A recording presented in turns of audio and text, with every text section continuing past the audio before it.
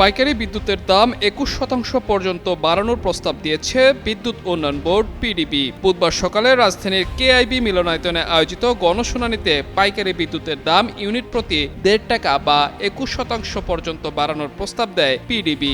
শুনানিতে চলতি অর্থবছরে ৬২,০০০ কোটি টাকা ও আগামী অর্থবছরে ৬৫,০০০ কোটি টাকার সম্ভাব্য ঘাটতির কথা তুলে সংস্থাটির প্রধান প্রকৌশলী মোহাম্মদ রেজাউল করিম বলেন, ঈদের খুশি হোক না আরো বেশি, আর খুশির আয়োজন মানেই চাষি সুগন্ধি চিনি গুঁড়া চাল। দাম না বাড়ালে মারাত্মক ঝুঁকিতে পড়বে বিদ্যুৎ খাত। তবে বিদ্যুতের দাম বাড়ানোর প্রতিক্রিয়ায় তীব্র বিরোধিতা করেন রাজনীতিবিদ, ব্যবসায়ী প্রতিনিধি, ভোক্তা অধিকার সংগঠন, ক্যাব সহ অংশীজনরা। তারা বলেন, লুটপাটের দায় চাপানো হচ্ছে গ্রাহকের কাঁধে, তাই উল্টো দাম কমাতে শুনানি করার দাবি তোলেন অংশীজনরা।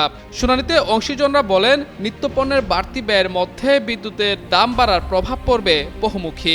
উৎপাদন খাতেও পিছিয়ে পড়বে উদ্যোক্তারা। আগামীকাল বৃহস্পতিবার গ্রাহক পর্যায়ে বিদ্যুতের দাম বাড়ানোর আবেদনের উপর গণশুনানি করবে বিইআরসি।